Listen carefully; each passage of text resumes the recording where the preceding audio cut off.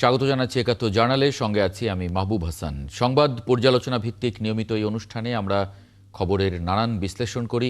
পত্রপত্রিকায়, television, digital media এবং news পোর্টালে যেসব খবর শিরোনাম হয়ে থাকে তা আমরা জানিয়ে দিই। সেই খবরের সঙ্গে যুক্ত মানুষদের আমরা সংযুক্ত করি আমাদের আলোচনার টেবিলে। আমাদের স্টুডিও এবং অনলাইনে সংযুক্ত থাকা অতিথিরা সেসব খবরের গভীরে ঢোকেন। আজ আমার সঙ্গে থাকছেন সিনিয়র সাংবাদিক আমিরুল ইসলাম কাগজি। দর্শক, বিভিন্ন সময় খবর পর্যালোচনায় আরও অতিথি পর্যায়ক্রমে আমাদের সঙ্গে যুক্ত হবেন, তখন পরিচয় করিয়ে দেব। আমি একটু অতিথিদের যদি যুক্ত করে নেই। মোহাম্মদ আব্দুস সালাম, বিএনপি চেয়ারপারসনের উপদেষ্টা, একই সঙ্গে সাইফুল হক, সাধারণ সম্পাদক, বিপ্লবী ওয়ার্কার্স পার্টি। আপনাদের স্বাগত জানাচ্ছি একাত্তর জার্নালে। সাইফুল ভাই, আপনাকে দিয়ে যদি একটু শুরু করি। আমরা 16ই ডিসেম্বর একেবারে মানে দিবসের প্রাক্কালে, বিজয় দিবসের প্রাক্কালে আছি। আর কিছুক্ষণ পরেই দিনটি শুরু হতে যাচ্ছে। দেশের বিজয়ের যে 54 বছর, সেটা পূর্ণ হতে আর অল্প কিছু সময় আছে। বিশেষ করে সাম্য, মানবিক মর্যাদা এবং সামাজিক ন্যায় বিচারের আকাঙ্ক্ষা, যেটা নিয়ে মুক্তিযুদ্ধ শুরু হয়েছিল, সেই আকাঙ্ক্ষা এখনও আমরা ধারণ করি, কিন্তু পূরণ হয়েছে কতটুকু সেটা সবারই জানা। আসলে আপনি আজকে একটি সাক্ষাৎকার ভিত্তিক একটি খবর করেছে বাংলাদেশ সংবাদ সংস্থা, সেখানে আপনার একটি সাক্ষাৎকার প্রকাশ হয়েছে। সেখানে আপনি বলেছেন যে, আমি প্রত্যাশা করি এবারের বিজয় দিবস উদযাপনের মধ্য দিয়ে আমরা নতুন করে মুক্তিযুদ্ধ পরবর্তী অসম্পূর্ণ রাজনৈতিক কর্তব্য সম্পন্ন করার শপথ নেব। একটা সাম্যভিত্তিক, গণতান্ত্রিক, মানবিক, দায়বদ্ধ রাষ্ট্র, সরকার এবং সংবিধান তৈরি করতে পারলেই আমাদের বিজয়ের আনন্দ পরিপূর্ণতা পাব। আপনি যে রাজনৈতিক কর্তব্য সম্পন্ন করার শপথের কথা বলছেন, সেই আকাঙ্ক্ষা, সেটা আসলে পূরণের বাস্তবতা দেখেন কিনা? কারণ বিশেষ করে গত কয়েকদিনের যে রাজনৈতিক যে উচ্চারণ রাজনীতিবিদদের, সেই জায়গায়। আপনাকে ধন্যবাদ। এখানে উপস্থিত আছেন বিএনপির নেতা প্রিয়ভাজন সালাম ভাই, দর্শক শ্রোতা, মধ্যরাতে যারা আপনারা আমাদের সাথে যুক্ত আছেন, দেখছেন জনপ্রিয় একাত্তর জার্নাল, আপনাদেরকে আমি শুভেচ্ছা এবং সালাম জানাই। আগামীকাল আমাদের মহান বিজয় দিবস। আর আমাদের ইতিহাসের সবচেয়ে গুরুত্বপূর্ণ ঘটনা 1971 সালের আমাদের 9 মাসের সশস্ত্র মুক্তিযুদ্ধ এবং আমাদের স্বাধীনতা সংগ্রামের যে অর্জন বা বিজয়। 16 ডিসেম্বর পাকিস্তানিদের আত্মসমর্পণের মধ্য দিয়ে এটার একটা পর্বের অবসান ঘটে। আমি এই উপলক্ষে আমি দেশবাসীকে, আমি সবাইকে, বিপ্লবী ওয়ার্কার্স পার্টি, আমি সবার পক্ষ থেকে আন্তরিক শুভেচ্ছা এবং অভিবাদন আমরা জানাই। আপনি যেটা উল্লেখ করলেন, এটা আমি বলেছি যে আমাদের 71 সালে আমাদের প্রোক্লামেশন অফ ইন্ডিপেন্ডেন্স, আমাদের স্বাধীনতার যে ঘোষণা, মানে বাংলাদেশ রাষ্ট্র কোন পথে চলবে, রাষ্ট্রের দিশাটা কি হবে, সেটা কিন্তু এই প্রোক্লামেশন অফ ইন্ডিপেন্ডেন্সে আমরা কিন্তু খানিকটা নির্ধারণ করে দিয়েছিলাম। সাম্য, মানবিক মর্যাদা, সামাজিক ন্যায় বিচারের পথে বাংলাদেশ হাঁটবে। দুর্ভাগ্যজনকভাবে 72-এর সংবিধান তার অনেকগুলো অগ্রসরতার ভিত্তি কাজ করলেও প্রোক্লামেশনের পুরোপুরি আত্মাকে, তার স্পিরিটটাকে পুরোপুরি ধারণ করতে পারেনি। তারপরে 54 বছরের যে যাত্রা, সেই যাত্রাতে আমি প্রায় বলেছি, বাস্তবে এই প্রোক্লামেশন অফ ইন্ডিপেন্ডেন্সের ঘোষণা অধিকাংশ ক্ষেত্রে বাংলাদেশ তার বিপরীত দিকেই হেঁটেছে। তো সেজন্য এমন অনেকেই এই জন্য 16 ডিসেম্বরের আমাদের যে বিশাল যে বিজয়, আমাদের যে অর্জন, ইতিমধ্যেই শাসকদের নানা কাজ, পরাজিত 71-এ যারা পরাজিত হয়েছিলেন, অথবা ধরুন 24-এ যারা পরাজিত হয়েছিলেন, তাদের নানা ধরনের কাজের জন্য আমাদের একটা গৌরব গাথাকে, আমাদের বিজয়কে ইতিমধ্যে অনেক ক্ষেত্রে পরাজয় এটাকে পরিণত করা হয়েছিল।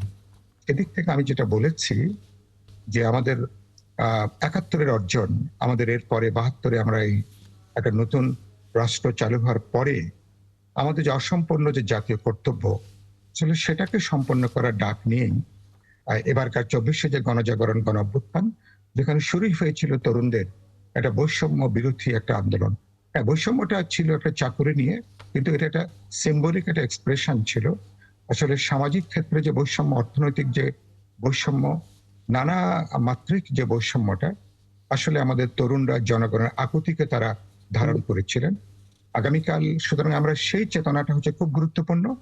আমি মনে করি রাজনৈতিক দলগুলো যদি সেই চেতনাকে ধারণ করতে পারে, আমি মনে করি অনেক চ্যালেঞ্জ আছে, ঝুঁকি আছে, আমাদের নানা মত পার্থক্য আছে, কিন্তু ৭১ তো আমাদের ভিত্তি।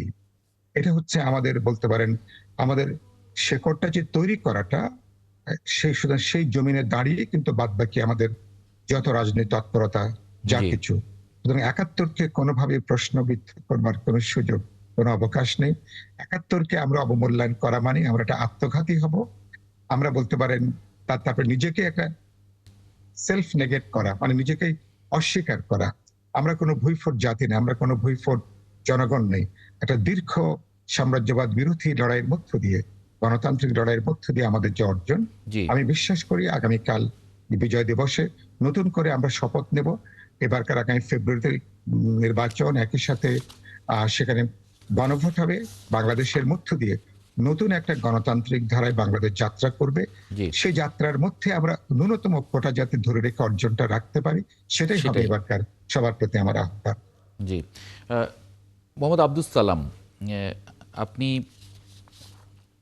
বিএনপি চেয়ারপারসনের উপদেষ্টা, বিএনপির স্থায়ী কমিটির সদস্য সালাউদ্দিন আহমদ ওই একই খবরে সাক্ষাৎকার ভিত্তিক যে খবরটি সেখানে বলেছেন যে এই সময় আমাদেরকে প্রকৃতপক্ষে সার্বভৌমত্ব এবং গণতন্ত্র সমুন্নত করার জন্য বাংলাদেশের পক্ষের গণতান্ত্রিক শক্তি এবং ফ্যাসিবাদ বিরোধী সকল রাজনৈতিক দলের ঐক্য এখন সবচাইতে বেশি জরুরি। কিন্তু গত কয়েকদিনের যে আমরা বক্তব্য বিভিন্নভাবে এবং ৭১ প্রশ্নে অনেক ধরনের বক্তব্য আমরা দেখছি, সেটার প্রতিবাদ হচ্ছে, বক্তব্য হচ্ছে, প্রতিবাদ হচ্ছে।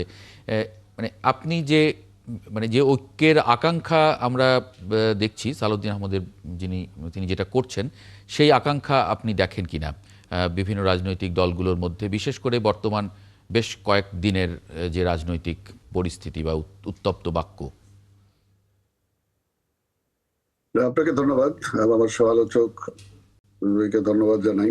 যারা শুনছেন দেখছেন তাদেরকে ধন্যবাদ।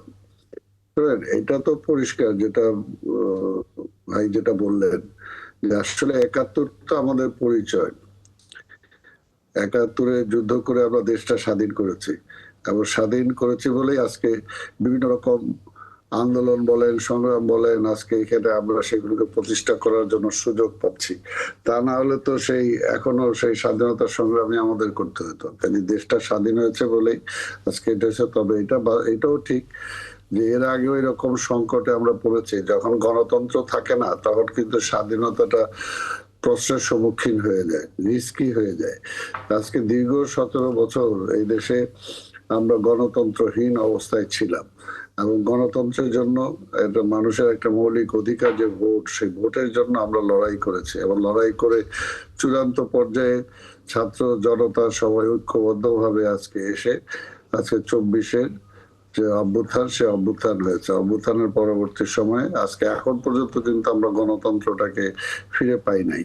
আগামী নির্বাচনের মধ্য দিয়ে যে একটি নির্বাচিত পার্লামেন্ট যদি আমরা উপহার দিতে পারি, একটি নির্বাচিত সরকার যদি আমরা প্রতিষ্ঠা করতে পারি, তাহলে প্রাথমিক ধাপটা আমরা এগোতে পারবো, এটা অন্তত বলতে পারি।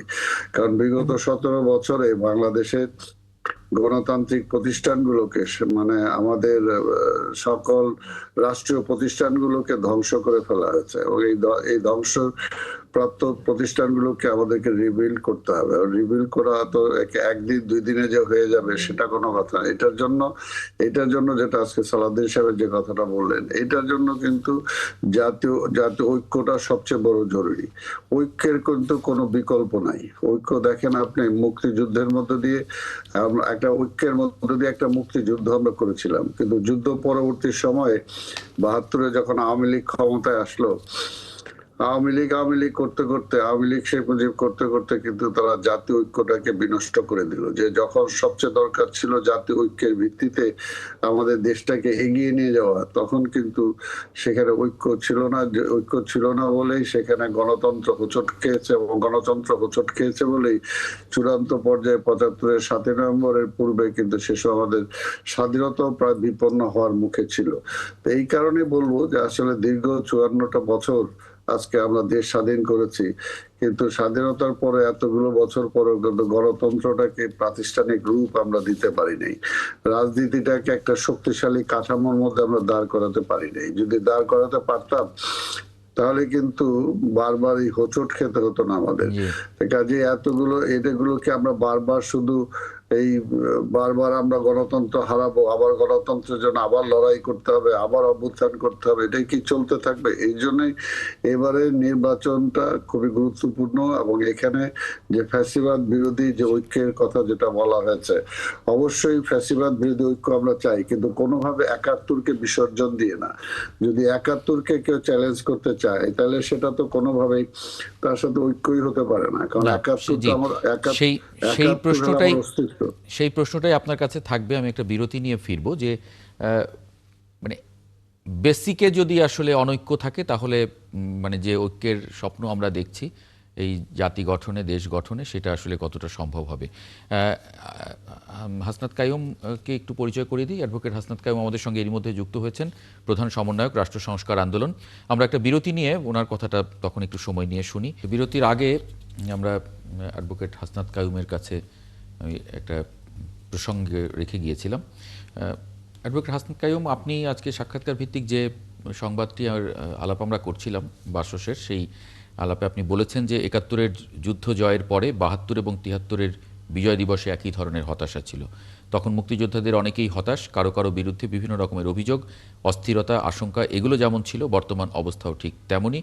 ২৪-এর গণ অভ্যুত্থানের আকাঙ্ক্ষার সঙ্গে মিলিয়ে এবারের যে বিজয় দিবস, আগে যে হতাশা, অস্থিরতা, তা প্রায় একই রকম মনে হয়। এটা মানে আমরা যে ঐক্য এবং নির্বাচনের পরে যে একটা নতুন বাংলাদেশের যে স্বপ্ন, আকাঙ্ক্ষা মানুষের, সেটার কথা বলছি।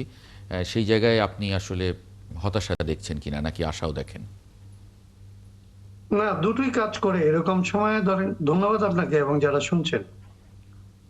আমাদের যেটা আসলে অভিজ্ঞতা, আমাদের ইতিহাস থেকে যে অভিজ্ঞতা, এটা হচ্ছে যে আমি সবসময় বলি যে আমাদের দীর্ঘদিনের লড়াইয়ের মধ্যে প্রচুর বিজয়ের অভিজ্ঞতা হয়েছে। ছোট বড় অনেক রকমের বিজয় আমরা অর্জন করছি, এবং একই সাথে একটা অভিজ্ঞতা হয়েছে যে বিজয়ের পরপরই আসলে বিজয়ের যে আকাঙ্ক্ষা নিয়ে আমরা করেছি, সে আকাঙ্ক্ষার অনেকটুকুই আসলে ব্যাহত হয়ে গেছে। এই ক্ষেত্রে ধরেন ৪৬ বলেন, ৭০ মানে ৭১ বলেন, ২৪ বলেন, এই তিনটা তো আমাদের কাছাকাছি সময়ের সবচেয়ে বড় ঘটনা। তিনটা ঘটনার মধ্যে প্রায় একই রকমের অভিজ্ঞতার মুখোমুখি আমরা হয়েছি। মাঝখানে ৯০ বলেন, ৫৪ বলেন, এগুলিকে আপনি ধরতে পারেন। তো সেই যে জায়গাটা, আমি একটা জিনিসের উপর এখন গুরুত্ব আরোপ করার জন্য এই কথাটা বেশি করে বলি যে আমাদের যে বিজয়ের অভিজ্ঞতা আছে, এইটা আমাদেরকে আগামীতে আরো বিজয়ের দিকে নিয়ে যাবে বলে আমরা মনে করি। কিন্তু এই যে বিজয় ব্যাহত হওয়ার যে অভিজ্ঞতা, এই দিকে আমাদের মনোযোগ দেওয়া দরকার যে আমরা কেন প্রতিবারই অনেক দামে কেনা বিজয় অনেক অল্প সময়ের মধ্যে আসলে আমাদের হাতছাড়া হয়ে যায়। ২৪-এর অভ্যুত্থানের পরে এটা দ্রুত হয়েছে। ২৪-এর অভ্যুত্থানের পরে আমাদের যে বাস্তব পরিস্থিতি তৈরি হয়েছিল, এই আকাঙ্ক্ষাগুলির তো একটা প্রেক্ষাপট ছিল। দীর্ঘদিন ধরে এখানে আমরা এক ধরনের স্বৈরতন্ত্র বিরোধী এবং এই যে স্বৈরতান্ত্রিক ক্ষমতা কাঠামো, এটার বিরুদ্ধে আমরা কথা বলতেছিলাম। এবং এই অভ্যুত্থানের আগেই প্রায় সমস্ত রাজনৈতিক দল রাষ্ট্রের সংস্কার বলেন, মেরামত বলেন, রাষ্ট্রের ক্ষমতা কাঠামোর পরিবর্তন বলেন, এইটার ব্যাপারে একটা ঐকমত্য জাতীয়ভাবে রাজনৈতিক দলগুলির মধ্যে তৈরি হয়েছিল। এবং এর ভিত্তিতেই জাতীয় ঐক্য এবং জাতীয় ঐক্যের ভিত্তিতে অভ্যুত্থান, এবং সেই অভ্যুত্থানের নেতৃত্ব হয়তো ছাত্র তরুণরা দিচ্ছে। কিন্তু এই গোটা জাতি যে আসলে তাদের পেছনে ঐক্যবদ্ধ হয়েছিল, তার পেছনে এই যে আকাঙ্ক্ষা, এই আকাঙ্ক্ষা কিন্তু দীর্ঘ ১৫-১৬ বছর ধরে রাজনৈতিক দলগুলি আগের অভিজ্ঞতাকে সাথে নিয়ে আন্দোলন করে এই জায়গায় এসেছিল। কিন্তু এখন দেখবেন যে ১৪ মাসের মধ্যে বা ১৫ মাসের মধ্যে আমরা সেই জায়গাটা, ঐক্যের জায়গাটা আমরা হারাই ফেলছি। যদিও আমাদের বিভিন্ন সময় যখনই জাতীয় সংকট দেখা দেয় তখন আমরা ঐক্যের কথা বলি, কিন্তু আসলে আমাদের রাজনীতিতে তো ধরেন একটা অন্য রকমের অভিজ্ঞতা আছে। আমাদের রাজনীতিবিদরা মুখে যা বলে অন্তরে তা বিশ্বাস করেন না, এবং কার্যত সেটার বাস্তবায়নের জন্য অনেক সময় আসলে ভূমিকা পালন করেন না। অনেক সময় মুখে মুখে আমরা সবচেয়ে সুন্দর কথাটা বেছে বেছে বলি। কার্যত আমরা যেটা করি আসলে সেটা আমরা যা বলি এটার বিপরীতে অবস্থান নেয়। এখনো যেমন দেখবেন যে বাংলাদেশে আমরা অভ্যুত্থানের পরে বলছিলাম যে একটা অভ্যুত্থানের পরে একটা ঐকমত্যের প্রয়োজন হয়, সহযোগিতা, সহমর্মিতা, প্রতিদ্বন্দ্বিতার চাইতে এটা বেশি প্রয়োজন হয়। এবং অভ্যুত্থান যে আকাঙ্ক্ষায় হয়েছিল সেটাকে বাস্তবায়ন করার পরে আপনি আবার প্রতিদ্বন্দ্বিতায় যেতে পারেন। কিন্তু বাংলাদেশের দুর্ভাগ্যজনক অভিজ্ঞতা হইল যে আমরা অভ্যুত্থানের পরের রাজনৈতিক করণীয়টা ওইভাবে আসলে সবাই মিলে ঠিক করতে পারি নাই।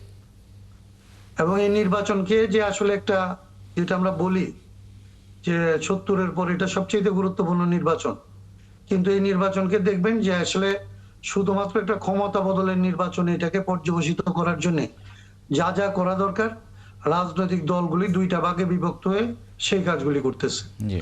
যেন এটা এজ ইফ এটা পাওয়ার ট্রান্সফার ছাড়া এটার আর কোনো ব্যাপার নাই। কিন্তু এটার যে সংস্কারের রাজনীতি যে আসলে এই অভ্যুত্থান ঘটাইছিল, সংবিধানের কাঠামোগত সংস্কারের জন্য যে আমরা একমত হয়েছি এবং সেগুলি বাস্তবায়নের জন্য যে আমরা একটা পদ্ধতিকে একমত হয়েছি, সেই জায়গাগুলি নিয়ে দেখবেন যে আলোচনাটা খুব একটা নাই। এবং না, নির্বাচনটা সেটা সেই নিয়ে তো একটা পদ্ধতিতে সিদ্ধান্ত হয়েছে, সেটা নিয়ে তো আমরা ভোটে যাচ্ছি। ভোটের মাধ্যমে হচ্ছে না। জনগণ যদি ওইখানে তো সেটাকে ধরেন, ওইখানে যেটা প্রবলেম যেটা হয়েছে, আমাদের এখানে অনেকে অনেক ধরনের চতুরতা করছে। ধরেন আমাদের যেগুলি ঐকমত্য হয়েছিল, আমাদের যেগুলি ভিন্নমত ছিল, এগুলি মিলে আমরা ভিন্নমত সহ একটা আচ্ছা, ঐকমত্যে এসেছি। ওকে, মানে আমি তাহলে বুঝেছি আপনার কিন্তু সরকার পরবর্তীতে ওই যে যারা আসলে এখানে তার যাদেরকে কি বলা যায় যে বিশেষজ্ঞ প্যানেল হিসেবে যাদের পরামর্শ নেওয়া হয়েছে এবং পদ্ধতিটা আমরা যেহেতু ঐকমত্যে আসতে পারলাম না রাজনৈতিক দলগুলি, যেটা বাস্তবায়নের পদ্ধতি কি হবে তার ঠিক। জন্য আমাদের ঐকমত্যের ঘাটতির কারণে কিন্তু এটা বিশেষজ্ঞদের হাতে গেল। জি, এবং বিশেষজ্ঞদের বুঝেছি। হাতে যাওয়ার পরে এটা তারা যে চতুরতাটা করলো, সেই চতুরতার কারণে আপনি দেখবেন যে আগামী যে পরিষদ মানে সংস্কার পরিষদ বসবে, সেই সংস্কার পরিষদ আসলে একমত হইতে পারবে না। সেরকম মনে করছেন। একটু কাগজি ভাই যদি এখানে একটু মন্তব্য রাখেন যে আমরা যে রাজনৈতিক পরিস্থিতি এখন দেখছি, বিশেষ করে কথার লড়াই, আমি দেখছি যে এখন তো আসলে ঐক্যটা খুব গুরুত্বপূর্ণ ছিল। গত যদি ধরেন আমি এক সপ্তাহের যে রাজনৈতিক মানে একেবারে পরিবর্তন হয়ে যাওয়া পরিবেশ, যেটা একটা নির্বাচনমুখী একটা রাজনৈতিক পরিবেশ, সেটা এখন একটা শঙ্কা সংশয়ে পর্যবসিত হয়ে যাচ্ছে। সবাইকেই কথা বলতে হচ্ছে এটা নিয়ে। রাজনীতিবিদরা খুব কড়া ভাষায় একে অন্যকে ইঙ্গিত করে কথা বলছেন। নিশ্চয়ই পরিস্থিতিও আছে সেটার, সেই জায়গায় আসলে কি দেখেন? এইটা কি আসলে হওয়া উচিত ছিল? এটা তো একটা গত 15-16 বছর ধরে যে আন্দোলন সংগ্রাম হয়েছে, এটা দীর্ঘ সংগ্রামের মধ্য দিয়ে একটা বেশ ভালো ঐক্য গড়ে উঠেছিল দলগুলোর মধ্যে। এখন দলগুলোর মধ্যে যে ঐক্য গড়ে উঠেছিল সেটা ধরে রাখার যেমন একটা চেষ্টা থাকা উচিত ছিল। আর 2 নম্বর হলো যে আপনি নির্বাচন ছাড়া সরকার চালাতে পারবেন না। আর একটা সরকার, যে অন্তর্বর্তী সরকার এখন আছে, এইটাও তো আবার অনন্তকাল ধরে থাকবে না। তাহলে আপনাকে ঘুরে ফিরে নির্বাচনের দিকে যেতে হবে। এখনই সেই নির্বাচনের পরিবেশ সৃষ্টি করার জন্যে আপনার নির্বাচন কমিশন ইতিমধ্যেই তাদের সেই শিডিউল, যেটা কাঙ্ক্ষিত শিডিউল ঘোষণা করে দিয়েছে। এখন ঘোষণা করে দেওয়ার পরে এখানে যে নির্বাচনটাকে বানচাল করার জন্যে, তারপরে একটা একেবারে শান্তিপূর্ণভাবে ক্ষমতার ট্রান্সফার হওয়ার যে ক্ষেত্র, এই ক্ষেত্রগুলো তো নষ্ট করার জন্যে একটা গুরুত্ব আছেই। কারণ তারা তো এখনো পর্যন্ত বিভিন্ন জায়গায় সমাজে কখনো কখনো আমরা যেমন দেখি যে এক দলে যে গুপ্ত অবস্থায় ছিল, তারাও তো এখন ওই ঠিক নিজেদেরকে রক্ষা করার জন্য আরেকটা দলের সঙ্গে গুপ্ত অবস্থায় থাকছে। এবং এই যে ওসমান হাদির উপরে যে গুলিটা চালানো হয়েছে, তাকে আমরা এখন দেখতে পাচ্ছি যেভাবে হোক না কেন ছাত্রলীগের সঙ্গে তার একটা ছাত্রলীগের নেতা একেবারে। তা এখন সে কিভাবে গুপ্ত অবস্থায় এরকম থাকতে পারলো? তো এখন এই গুপ্ত গুলোকে আপনি তো আর ধরতে পারবেন না। আর 2 নম্বর হলো, এরা যখন এই শুটার বা এই গুলি করার জন্য যারা আসছে, তারা কিন্তু জীবনের ঝুঁকি নিয়ে আসে। যখন কোনো ব্যক্তি জীবনের ঝুঁকি নিয়ে কোনো কাজ করে, তাকে আপনি ঠেকাবেন কি দিয়ে? কোনো আইন শৃঙ্খলা রক্ষাকারী বাহিনী দিয়ে কি আপনি ঠেকাতে পারেন না। তারপরও যেভাবে আপনার যে ঘটনাগুলো ঘটেছে, সেই ঘটনাগুলো এখন আপনি আইন শৃঙ্খলা রক্ষাকারী বাহিনী যে কাজটা করছে, এখানে সবচেয়ে বড় দায়িত্ব হচ্ছে কিন্তু রাজনৈতিক দলগুলোকে আরো বেশি এগিয়ে আসা। জি। যদি এগিয়ে আসতে পারে এবং তারা যদি সহযোগিতা করে, তাহলেই কেবলমাত্র এই সরকার তারা সফলভাবে একটা নির্বাচনকে মানে সম্পন্ন করতে পারবে বলে মনে হয়। জি। সাইফুল হক, আমরা যে আলোচনার মধ্যে ছিলাম যে আসলে ঐক্য, এবং হাসনাত কাইয়ুম বলছিলেন যে ৭১-এর আমাদের যে বিজয়, সেই বিজয়টা হাতছাড়া হয়েছে। আমাদের ২৪-এর যে বিজয়, সেই বিজয়ও হাতছাড়া হওয়ার পথে। যে আকাঙ্ক্ষা নিয়ে মানুষ আসলে এগুলো করেছিল, এই বিজয় আমরা অর্জন করেছিলাম, যে কারণে বিজয়ের আকাঙ্ক্ষাও আমাদের পরবর্তীতে নষ্ট হয়ে যাওয়ার আশঙ্কা আছে। সেই জায়গায় আজকে ইনকিলাব মঞ্চের উদ্যোগে সর্বদলীয় একটা প্রতিবাদ সভা হয়েছে। সেই সভায় আপনি ছিলেন। এখন যে মানে এটা কি এই যে ৭১ এবং ২৪-এর যে বিজয় হাতছাড়া হওয়ার যে শঙ্কা বা হয়েছে যে কারণে, সেটা কি এরকম মনে হয় যে এই দুটি বিজয়েই আমরা যাদের বিরুদ্ধে বিজয় অর্জন করলাম তারা খুব সক্রিয় ছিল এই বিজয়টা বানচাল করার জন্য, এবং আমরা নিজেরা ঐক্যবদ্ধ না থাকার কারণে আসলে আমাদের এই পরিণতিটা এরকম হতে যাচ্ছে কিনা? আপনি অনেক বড় ক্যানভাসে প্রশ্ন করেছেন, সময় যায় তাতে খুব যদি পয়েন্টেডলি বলি। প্রথম একটা কথা আমি বলতে চাচ্ছি, যেটা ঠিক আজকে বলতে চাচ্ছিলাম না, তারপরও কথা প্রসঙ্গে কথা বলছি। ইতিমধ্যে আমি নানা জায়গায় কথাটা একটু বলেছি, সেটা হলো যে এত বড়, এবার যদি বলি ১৬ বছর বা পরবর্তী ৩৬ দিন, এত বড় আন্দোলন, জাগরণ, গণঅভ্যুত্থান, পরিবর্তনের বিশাল যে আকাঙ্ক্ষা, যে আকুতি, মানুষের যে আর্জ বলেন ভেতর থেকে, পুরনো জমানায় ফিরতে চাই না। এবং এটাকে আমরা ঐক্যমত কমিশন, সংস্কারের উদ্যোগ, জুলাই সমঝোতা সনদ, নানা অভিধে আমরা প্রায় ১ বছরের বেশি আমরা পার করেছি। আমার উপলব্ধি আমার দর্শকদের সাথে আমি একটু শেয়ার করি, সেটা হলো যে এই পরিবর্তনটা রাজনৈতিক দল, রাজনৈতিক নেতৃত্বের আত্মাকে খুব বেশি স্পর্শ করতে পেরেছে এরকম আমি লক্ষণ আমি দেখছি না।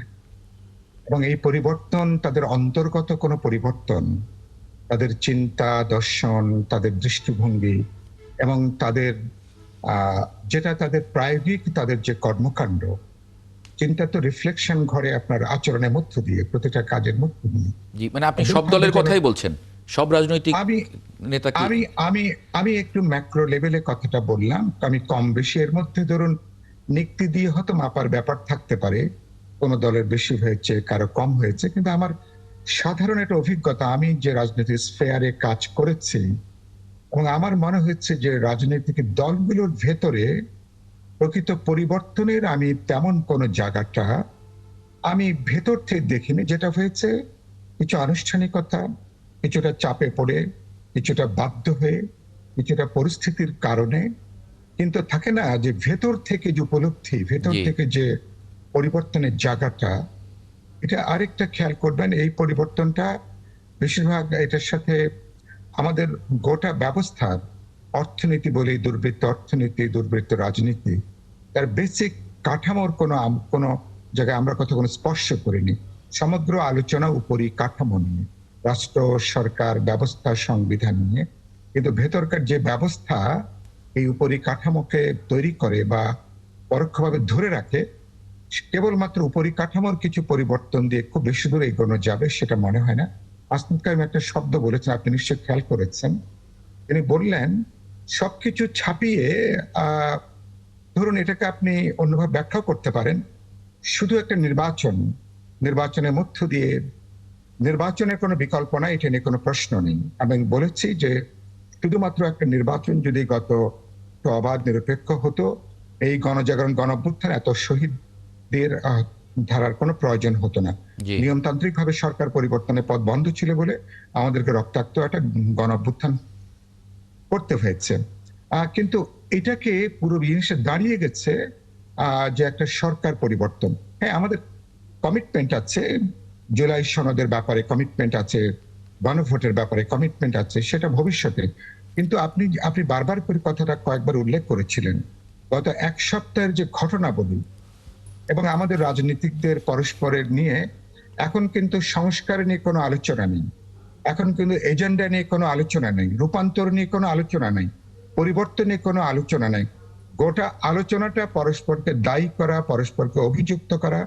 তার মানে হচ্ছে রাজনীতিকরা, আমি মানে 111 সময় বলেছিলাম যে আমাদের রাজনীতিকরা তখন যেমন কোনো শিক্ষা গ্রহণ করেননি, এত বড় গণজাগরণ গণ অভ্যুত্থানের পরেও বেসিক কোনো লার্নিং যেটা, এডুকেশন যেটা, এত তিক্ত ঘটনার পরেও, আর না হলে ধরেন রাজনীতিটা কিন্তু একটা রাজনৈতিক সুস্থ প্রতিযোগিতার মধ্যে নাই। এবং এখনো পর্যন্ত হাসিনা যেটা বলেছিল যে অর্থাৎ বিএনপি বা অপোজিশনের উচ্ছেদের মধ্য দিয়ে হাসিনার অস্তিত্ব, এখন কিন্তু প্রকারান্তরে ভিন্ন চেহারায় আপনি রাজনৈতিক প্রতিযোগীকে যেভাবে এক ধরনের, আজকে আমি ইয়েতে গিয়েছিলাম, আজকে আমি আপনি যেটা বললেন শহীদ মিনারে গিয়েছিলাম, তরুণদের উচ্ছ্বাস আছে, সর্বদলীয় আবেগ আছে। প্রতিবাদ সভা। আমি গিয়েছিলাম, আমি নিজেও বক্তব্য রেখেছি, কিন্তু আমি যে সুপারলেটিভ ডিগ্রিতে সেখানে বক্তব্য শুনেছি, এটাকে ছাপিয়ে পুরো ব্যাপারটা অন্য মাত্রায়, অন্য একটা ডাইমেনশনে, তারপরে পুরো আমাদের নানা গুরুত্বপূর্ণ ব্যক্তিবর্গের যে আলোচনা, সে আলোচনায় আমি কারো কারো আলোচনা যেমন আমি মুক্ত হয়েছি, কারো কারো আলোচনা আমি বিস্মিত হয়েছি, আমাকে হতাশ করেছে, কারো কারো আলোচনায় খানিকটা আমাকে গভীরভাবে উদ্বেগের মধ্যে নিয়ে গেছে। বাস্তবে আমরা কোথায় নিয়ে যাচ্ছি? আমি দেখছি আমাদের মধ্যে, রাজনৈতিক দলগুলোর মধ্যে, আমি টলারেন্সের কোন, আপনার একটা বক্তব্য সঠিক হলে আমি একমত হব, তার মানে আপনি কিছুটা জবরদস্তি করে চাপিয়ে দেওয়া। আমরা হাসিনার জবরদস্তিকে বিদায় দিয়েছি, নতুন ভাবে ভিন্ন চেহারায় আরেকটা জবরদস্তি কিন্তু চাপিয়ে দেওয়ার পায়তারা আমি কিন্তু দেখছি। তার মানে ঐক্যের পরিবর্তে বিভাজন, বিভক্তি, এটাই হচ্ছে আমার সবচেয়ে বড় উদ্বেগের জায়গা। জি, সালাম ভাই, আপনি এখানে একটু যুক্ত করবেন যে আমরা যে ঐক্য চাইছিলাম সেখানে সাইফুল ভাই বলছেন যে এই যে আরো বেশি উদ্বেগের জায়গা তৈরি করেছে, আমরা আরো বেশি অনৈক্যে দিকে চলে যাচ্ছি নিজেরা। সেটা আসলে খুবই উদ্বেগের, সেটা হওয়ার কথা ছিল না 24-এর পরে। একজন রাজনীতিবিদ যখন গুলিবিদ্ধ হয়েছেন তখন সকল রাজনীতিবিদদের আসলে ওই ফিলটা থাকার মানে প্রয়োজনীয়তা ছিল, পাশে গিয়ে দাঁড়ানো একজনের আরেকজনের। কারণ এখন তো আসলে সবার জন্যই এমন একটা পরিস্থিতি তৈরি হয়েছে যে পরিস্থিতিতে আসলে এটা তো পরিষ্কার পুরোটা যে ঐক্য না থাকলে, নিজেদের মধ্যে ঐক্যবদ্ধ না থাকলে এরকম ঘটনার মুখোমুখি আমাদের আরও সামনে হতে পারে, সে আশঙ্কা তো সবাই করছেন। আব্দুল সালাম। সরি, আসলে ঐক্যটা তো, ঐক্য মানে তো এই না যে আপনার সব বিষয়ে আমি একমত হব, আপনার আদর্শের সাথে আমি একমত হয়ে যাব। আপনি সমাজতন্ত্রে বিশ্বাস করেন, আমিও সমাজতন্ত্রে বিশ্বাস করে যাব, নট দ্যাট।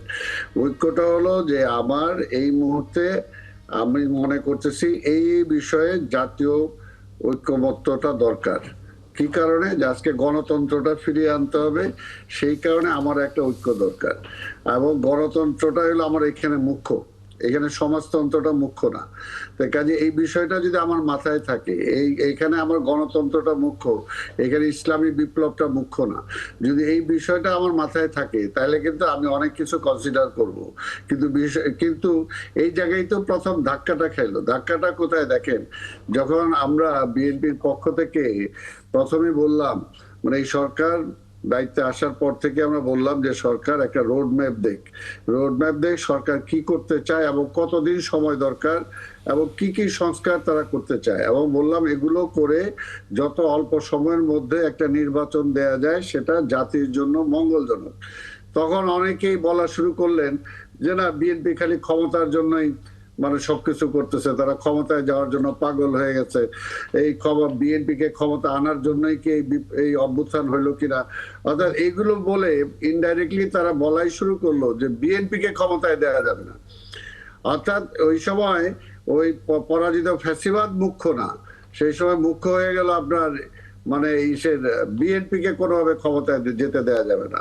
অর্থাৎ এইখান থেকেই কিন্তু আস্তে আস্তে মানে নিজেদের মধ্যে ঐক্যটা কিন্তু আস্তে আস্তে নষ্ট হওয়া শুরু হলো। এর আগে তো বিএনপি তো কোনো ঐক্য নষ্ট করে নাই, বরঞ্চ বিএনপির পক্ষ থেকে বলা হয়েছিল যে এই মুহূর্তে দরকার একটা নির্বাচন হলেও আমরা দেশে যে ক্ষতি হয়েছে এই ক্ষতিটাকে পুষাইতে হইলে আন্দোলনরত সকল দলগুলোকে নিয়ে একটা ঐক্যমতের সরকার গঠন করতে হবে। দেখেন বিএনপি এর চেয়ে বেশি আর কি বলতে পারে, কিন্তু তারপরে কিন্তু কয়েকটা দল মিলে শুধু বিএনপি কে আক্রমণ করা শুরু করলো।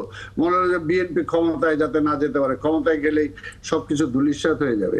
পাশাপাশি দেখেন যে আজকে এটা যেটা যে সত্যি কথা, যে যখন এইগুলো বিরোধিতা যাইতে যেতে এক পর্যায়ে এমন অবস্থায় আসলো যে মুক্তিযুদ্ধের সম্পর্কে ৭১ সম্পর্কেই নতুন নতুন বক্তব্য দেওয়া শুরু হলো। মনে হলো যে ৭১-কে প্যারালাল করতে চাইলো ২৪-এ অনেককে। এই যে এই সমস্ত নিয়ে কিন্তু তখন আস্তে আস্তে বেসিক জায়গাতে অনেকে সেই বিষয়টা নিয়ে গেল, এবং নিয়ে যাওয়ার পরে দেখেন আপনি এইবারই দেখেন কি করেছে, যে বুদ্ধিজীবীদেরকে হত্যা করা হয়েছে। আমরা কি শুনলাম, জামাতের এক নেতা মানে বলে দিল যে এগুলো সেই সময় ভারত এগুলো ঘটাইছে, অথচ সবাই আমরা জানি যে সময় পাক বাহিনী এবং পাক বাহিনীর সহযোগিতায় যারা ছিল তারাই কিন্তু সেই সময় সেই ঘটনাগুলো ঘটাইছে। তো এই যে এই বিষয়টা অর্থাৎ বেসিক জায়গাটাতে যখন চলে আসলো, পাশাপাশি কিছু দুই একটা বুদ্ধিজীবী বা সাংবাদিক এইটাও বলা শুরু করলো যে আজকের মানে এক্সক্লুসিভ ইলেকশন মানে কি, অর্থাৎ আওয়ামী লীগকে নিয়েই ইলেকশন করতে হবে। যে জায়গায় আওয়ামী লীগ নিজেই গণতান্ত্রিক পথে আসতেছে না, সে সন্ত্রাসের পথ বেছে নিয়েছে। দেখেন যে কিভাবে, অর্থাৎ এই সরকারকে সে স্বীকারই করছে না, এই পরিবর্তনটাকে স্বীকার করছে না।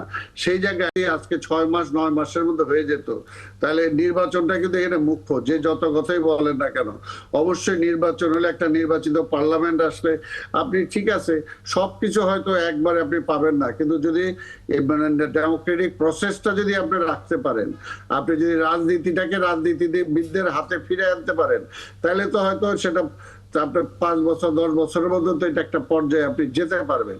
আর যদি সেটা না করে আবার ব্যাক টু প্যাভিলিয়নে যান, তাহলে তো কোনো কিছুই হলো না।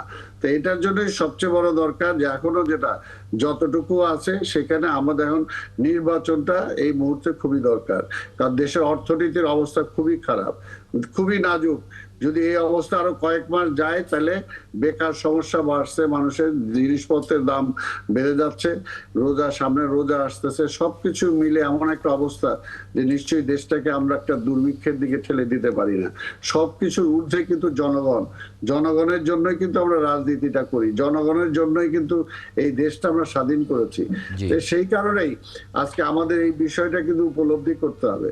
যদি দেশের জনগণকে ভালোবাসি, তাহলে এখন তো একটা জায়গায় একমত হতে হবে যে সব কিছুর মধ্যে দিয়ে আসছেন আমরা একটা নির্বাচনে যাই, নির্বাচনে একটা পার্লামেন্ট আসুক, তারপরে যে সমস্ত বিষয় সংস্কার করার জন্য আমরা ঐক্যমত হয়েছি সেই সমস্ত সংস্কারগুলো করে আমরা যাতে গণতন্ত্রটাকে একটা প্রাতিষ্ঠানিক রূপ দিতে পারি, আমরা রাজনীতিটাকে যাতে আবার রাজনীতিবিদদের হাত থেকে ওই ব্যুরোক্রেসির হাতে না চলে যায়, অন্তত সেই অবস্থাটা যাতে ফিরে আসতে পারি, সেটার জন্য আমাদের চেষ্টা করা দরকার। এবং এইখানে ঐক্যটা আজকে এইখানে দরকার যে আমার একটা নির্বাচন দরকার, আমার একটা নির্বাচিত পার্লামেন্ট দরকার।